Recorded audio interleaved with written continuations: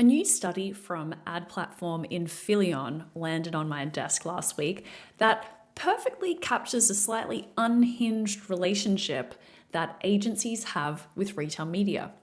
The headline numbers look great. 80% of respondents call it an exciting opportunity for differentiation, and 63% of agency respondents actively encourage clients to explore it.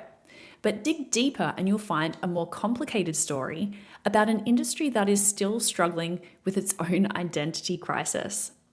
This research, conducted with 58 US-based senior agency professionals, mostly employed by large agencies and holding companies, reveals that while agencies are bullish on retail media's potential, they're still frustrated by execution realities that hold back true strategic investment. Let's jump in.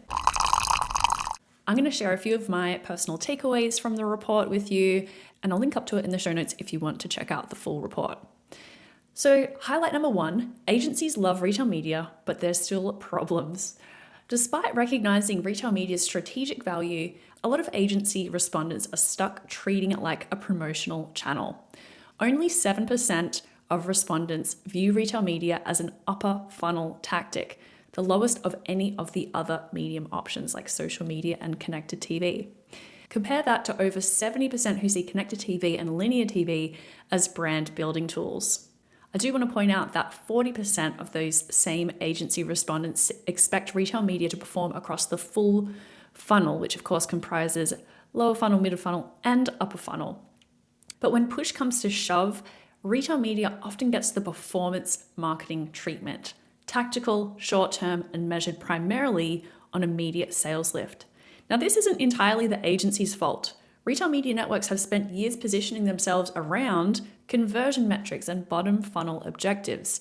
The infrastructure involved, which features fairly limited creative options, inconsistent KPIs, and measurement focused on immediate ROAS, really reinforces promotional activation even when there is strategic intent from advertisers. There's a deeper reason why retail media remains stuck in promotion mode, and it extends beyond the platforms themselves. Industry analyst Andrew Lipsman wrote in his newsletter this week that ROAS is the single greatest force that determines ad spending today. This creates a vicious cycle where even strategic retail media investments get evaluated on short-term metrics. The problem is structural in our industry. Demonstrating positive ROAS has become how media sellers, agencies, and brands capture more dollars. But as Andrew points out, true marketing effectiveness typically plays out over months and years, not days and weeks. Retail media networks, desperate to prove their worth to budget holders, have leaned heavily into immediate attribution and conversion tracking, exactly the kind of short-term thinking that reinforces tactical activation, not top-of-funnel activation. When agencies know that they're going to be judged on next quarter's ROAS numbers, even the most strategically minded teams default to promotional tactics.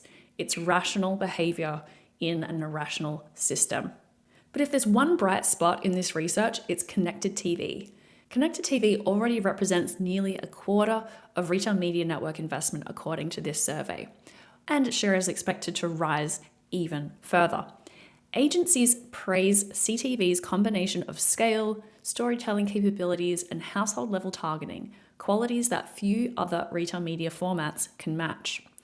This mirrors what I've been hearing anecdotally from the market.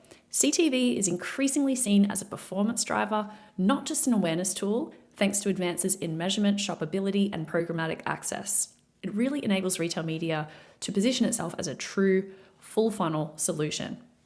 Now, contrast this to digital in-store formats, which despite all the retailer hype and so many announcements about technology partnerships, receive only 2% of spend from this agency study, the lowest of all retail media formats. This suggests that agencies remain skeptical about these in-store formats, or maybe, this is just my perspective, this is just me guessing, brands are buying these placements directly with the retailer instead of through an agency. That's just a hunch though, and something I plan to dig into further.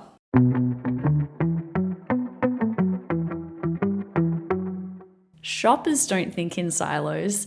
They bounce between online and in-store without skipping a beat. Acosta Group's connected commerce agency helps brands unify trade and retail media budgets to invest where shoppers are most likely to convert, whether that's on mobile or in the store aisle.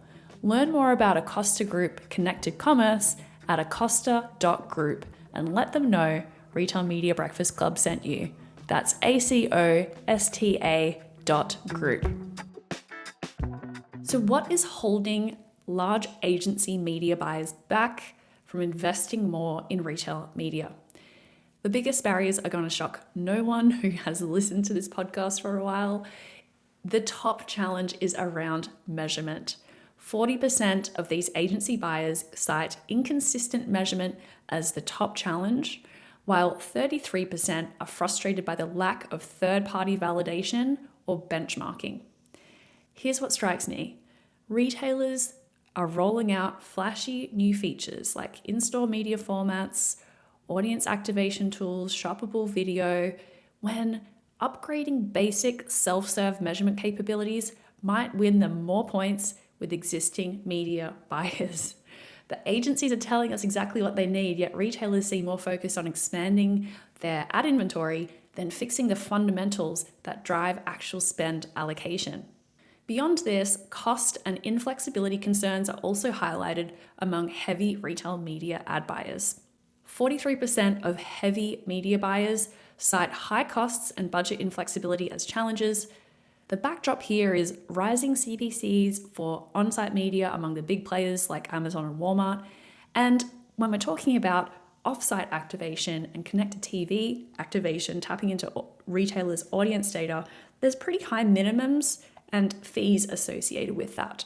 There was a scoop from Adweek that came out last week detailing what it costs to activate against retailer audiences using the trade desk. Across the board, the spend minimums are in the 50 to 100K range and a 30 to 50% fee of media costs for custom audiences. Seems steep to me, but I guess that's the going rate. But the challenges in buying retail media can't all be leveled at the retailers. Agencies and the brands they represent have structural issues that prevent the most effective uptake of this medium. One of the top barriers to retail media investment among agency buyers is siloed budget ownership, specifically the divide between brand, performance, and shopper marketing teams.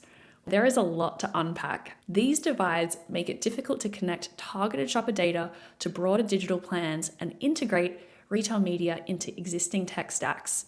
Within the different parties involved, there's discrete challenges. On the brand side, there's fragmentation between those individual teams that leads to competing KPIs and fractured budgets.